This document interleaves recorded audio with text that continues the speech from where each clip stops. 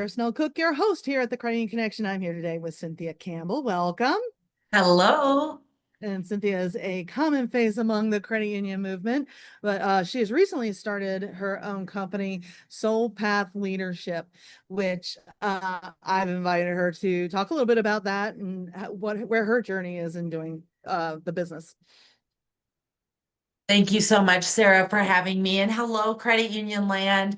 I certainly hope you haven't forgotten me. I'm still here and still working with several credit unions and leagues on some projects. In addition to that, working on some nonprofit stuff. But what I would really like to talk about today is what happens when I gave myself a little bit of margin in my life. As you know, I went from being a C-suite employee at a large nonprofit, and now I'm running my own business. And in there, I made sure that I put in my life something I never really had, and that's time to play. And I just was a hard driving Virgo, firstborn, OCD, type A, all the things, right? So I didn't leave myself any space. I didn't leave myself, not my employer, me, my responsibility. I didn't leave it. And in my new venture, I decided I'm going to do both. I'm going to work hard and play hard. So that's what I've been doing and love to talk about either one, but I'm more interested in play. Yes, love the work hard, play hard ethic. So yeah, tell us a little bit about how you came to this work and play. I mean, you said you did it, but how did you decide that this is something you really wanted in your life? Right. Well, I'm 56 this year. I just turned 56. And once I turned 50, so 6 years ago, I put some things on a bucket list. One of them was writing a book. One of them was doing stand-up comedy, and then there's other things. But when I was getting set to turn 56, I was like, there's way too many of these things that have been on this list for 6 years now. And I felt like I didn't want to have another year of shame. So I Uh, was like, okay, what am I going to do about it? On there too was like, get all my 401ks in one place, and things like that, right? So I did that because financial stuff's easier. But then I also sent in a formal book proposal, something I've been wanting to do for a long time, an 80 some page to a real publisher on a real book. So I'm waiting on that, fingers crossed, end of October on that. And then just started playing a lot with the spoken word, doing story slams. I finally did my first comedic stand-up set, a 5-minute set, and I won my first time. I won $50. So my friends were lying when they said I was funny, I guess. But I'm having fun with those sorts of things. And in playing with all these different things that I never had time with, I'm learning a lot about myself. I'm learning how I deal with failure because, you don't always win. Your jokes fail, your stories fall flat, your pitches to new clients don't get picked up. I'm learning a lot about communication and having the margin to do those things, Sarah. I didn't have that before. So I'm learning a lot and been writing a lot about that process. mm-hmm. And so tell us a little bit about your book. I'm curious about that, just real quick. Uh-huh. So my every time I talk about my like growing up years and such, people are like, you should write a book about that or whatever. And I'm like, well, it just seems so self-indulgent to just write a book about that stuff. Like, unless you're famous and have done something wrong, who cares? But and I'm neither. I mean, I'm sure I've done a few things wrong, but nobody still cares. But so in and of itself, a memoir from somebody nobody knows doesn't seem like it's going to sell, right? So what do you do with that? What do I do with all these years of uh, things that happen, trauma, and the work of the trauma to get that trauma alchemized into something else? How do I talk about it in a way that might be helpful? And there is a book format out there. I'm sure you're an editor, you know, but like where you kind of take a memoir to a method. Memoir to method is what it's called. And that's kind of what I did. I spent a little bit of time outlining 4 main areas of my life where I noticed that traumas happened. And when they went unhealed, it had these effects in the workplace in Yeah. particular. Mhm. because I've been in HR. I've seen unhealed trauma in the workplace. I could tell you all about it, but up close and personal, I've brought my own to the workplace. And Mhm. in dealing with that and working through that, I start there. But then from there, very short amount of time in memoir, because that's not really what's interesting. That's setting a stage. Then moving into a method, the aligned method, how to go ahead and lead from that, knowing that people come to work messy and that we are messy leaders. And that what do we do with all this? That there's a method to go about leading in this way, and versus maybe the old way of the leader knows everything, autocratic, do what I say, hierarchical, talk to your boss. Like, yeah, that's dead. Yeah. It should Thank be. God. Yes. So it's so interesting how you tied that back to business. Because we do tend to forget that human beings show up at work every day. It's not just your employees, they're not just tools that you get to hammer or whatever. And it's so important in business and leadership. So how did you make that connection? And then how do you work with your clients to do that, to achieve that? I think that I had to, people who have known me for a long time know that I don't think I learned anything easy, Sarah. I think that it takes a few hitting my head on the wall kind of things to figure it out, where like I'm trucking along and I just kind of like hit a wall, like the same relationship wall, whether it's this kind of relationship, that kind, or this kind, right? Kind of the same wall or whatever, and needing to just say, okay, the common denominators meet. What is it about, this that I could be doing differently? And then I started looking into things like, it's called nonviolent communication, but it's kind of a misnomer. It's really, just nobody likes the word violent in that name, let me just say, but it's more about collaborative communication and understanding that everybody's communicating from their needs, Mhm. including me. And if we could look at each other as human beings with needs, we would go a lot further in how we're working with each other. And I know Mhm. it seems basic, right? But when you're in a heated moment or you have a lot at stake or you have an agenda or blah, blah, blah, all that gets clouded. And it's just really helping people, and myself peel back these layers to say, what? Let's just look at the root. What do I really need? What do I Mhm. want here? Why am I bristling? A lot of times, conflict I see is just a want to connect. Mhm. Hmm, that's a deep one. Well, and when you're especially like in a situation where you're trying to prove yourself and to your boss or to yourself, whatever, um, and you have this great idea and you're like so excited about it, and the boss is like, "Oh, hell no." Right. I think a lot of you know turning it's not no doesn't mean no necessarily, right? And just maybe mean just in trying to improvisational situation. Because we'll talk about that Right. later too. Improv. Yeah. Yeah, like what you say, like you have this great idea, but your boss says no. When I'm on an improv stage and we're starting a scene, I may come in with a great idea and I put that out there, and there are scene partners who are just like, nope. And it's like, oh gosh, you just feel like the rug's taken out from under you, because that's not yes, that's not and, you feel unsupported, right? And so then what do you do? How do you play with a difficult partner on an improv stage? There's strategies just like there are in life, right? Yeah. Mhm.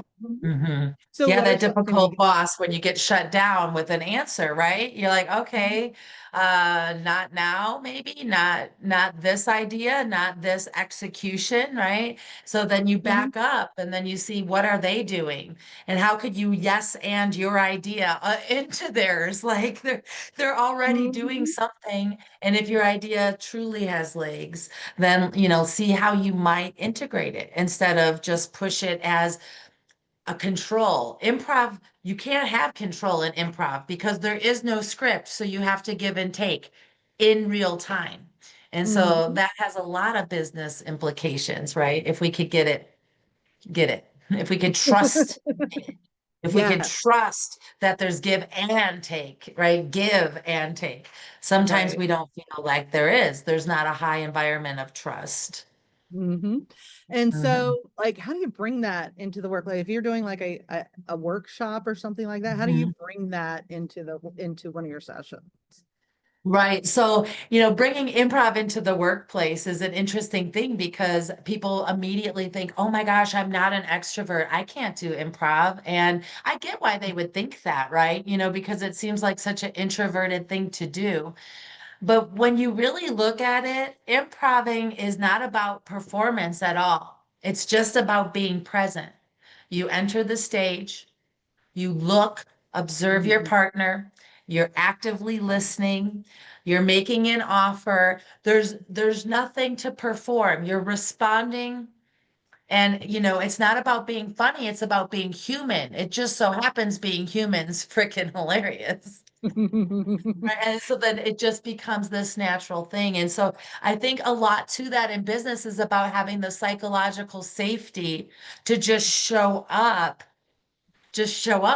without being Mhm. performative, to just be present, to bring our ideas without worrying about, is it going to make me look stupid or da da da da da, all this stuff. You have to, on the improv stage, you have to leave that to the side, right? And in business, what if we were able to leave that to the side and we didn't have to worry about any of that? We just could be present.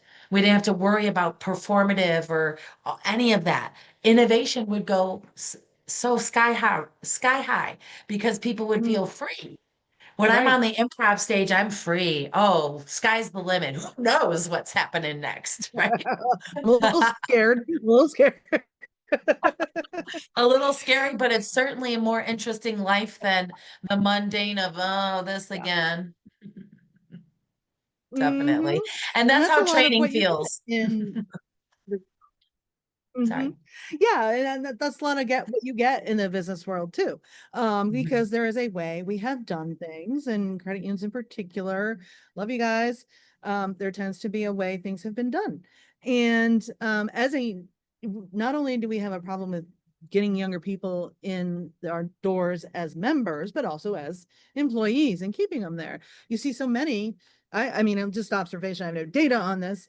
Going out and doing their own thing on the side to serve Crayians because they want to work with Crayians, but they want to do what they want to do, and it's not necessarily in a way that is, oh, I just know everything better than you, but there are blockages within corporate America, if you want to call it that.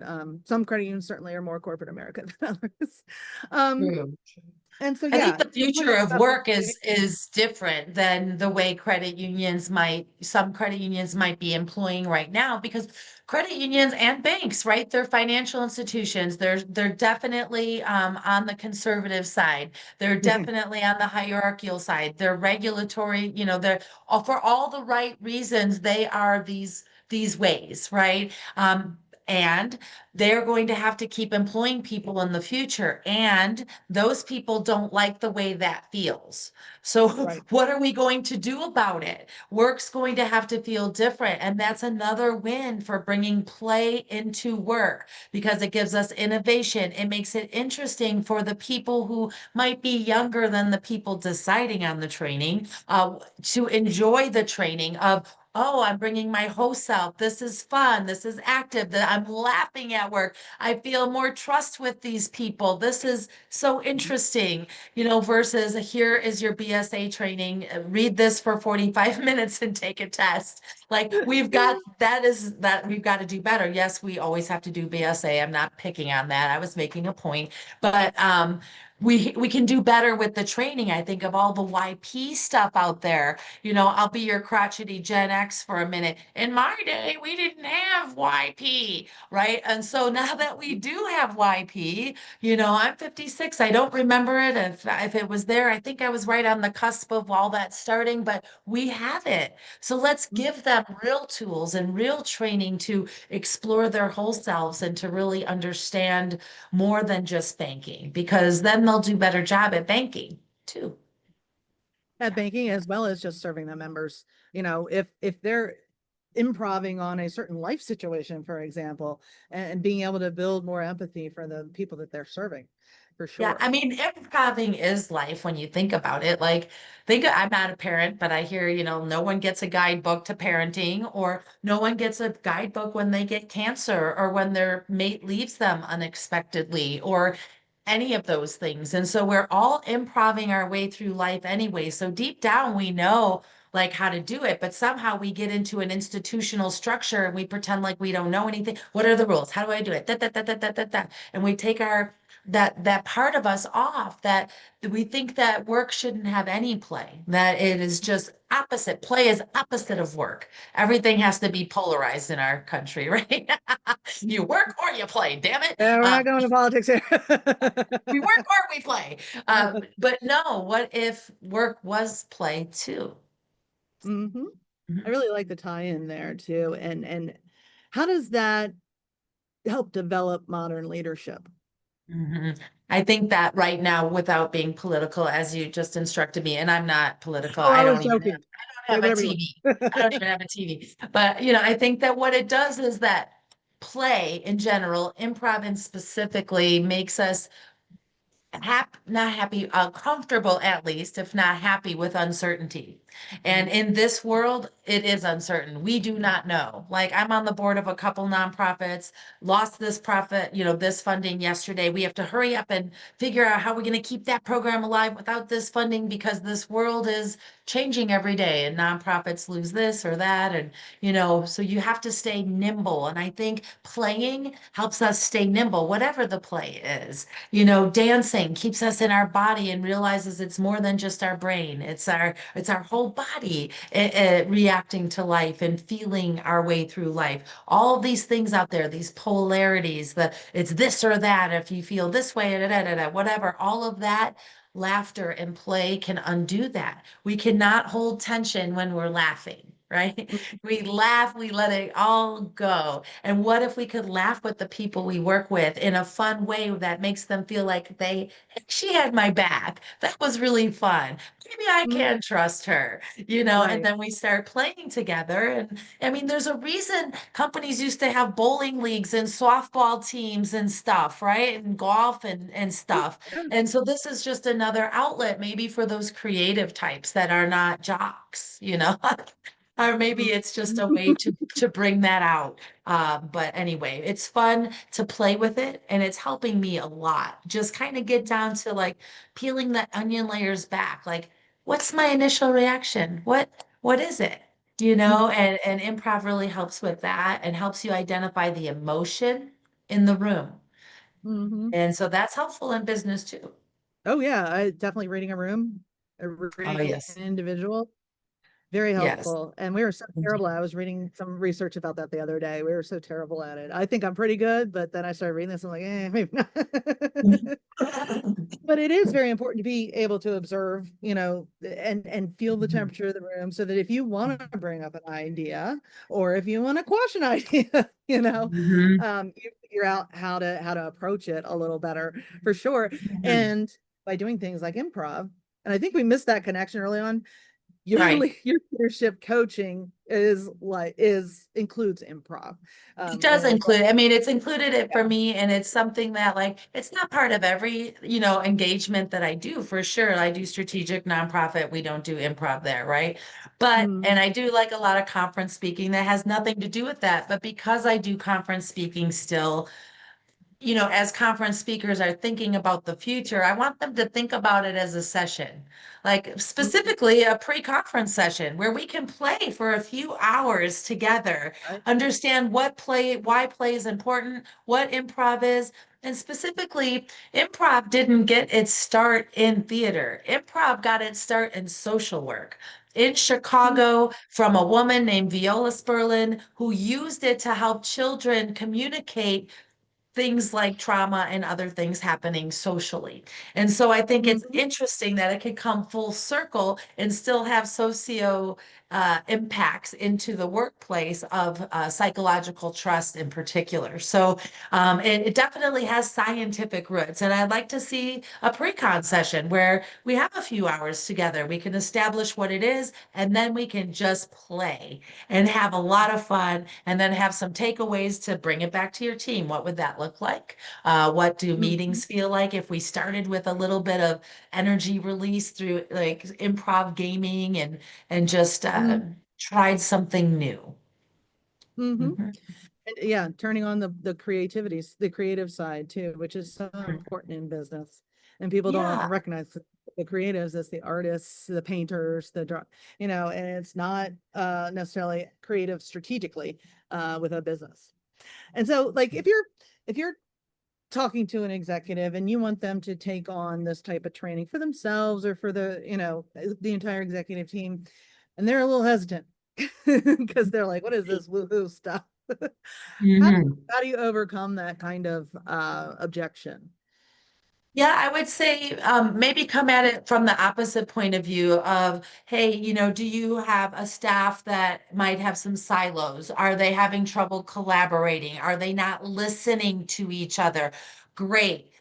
This Mhm. has been going on. What have you tried? Oh, for the last 7, 8, 9, 10, 20 years, we've done these things, but still we have these silos. Like, is enough enough? Is like, how can we just shake and rattle and try something else? Like we need to go a different direction because the problems that have existed for a while, and the traditional training is not working. So that alone, number one, just try something else. Even if it's not this, for the love Mhm. of God, try something else. And why this? People need to play right now. They're freaking stressed out. They don't have time to play. They're going from work to this, to that, to that, to that. Even their play is scheduled 1 hour at the gym, right? So, like, can we insert play in the workplace just to help our people have a little fun in this very, very, very difficult environment that we have been in? Number two. Number three, introverts hate this idea. I will probably never get hired by an introvert, right? But I can't say this enough. It's not about that, because in my improv classes, I have in there plenty of introverts that are learning with me. They're taking the class so they could be better public speakers. They're taking it so they could be better at Dungeons and Dragons. Like, I don't play that game, but apparently there's storytelling and whatnot. And so Mhm. they're very introverted D&D people, y'all, who are taking this to be better at that. And so again, maybe take the edge off of, it's not about performance, it's about presence. All you have to do is literally be present, listen, observe, watch, and respond. It's not about being funny, it's about being human. It's about connecting. And every leader knows their team does better when you're connected. And so, like, yeah, just give it a try. It might not be comfortable, but the talking head training that you have that is comfortable isn't working. Right, 100% agree. So, we are at time, actually a little bit over time. So I always allow my guests to leave the crediting audience with a final thought. What have you got to leave our audience with? Play more. Unstructured play, unscheduled play, just play, laugh, run like a kid, giggle, lay down, look at the sky. I don't know. Get out of your head. And you'll find that the business answers come when you get out of your head and give yourself play margin. Thank you. Thank you. That was awesome. Appreciate it. Thank you so Yeah, you much. betcha, Sarah. Thank you.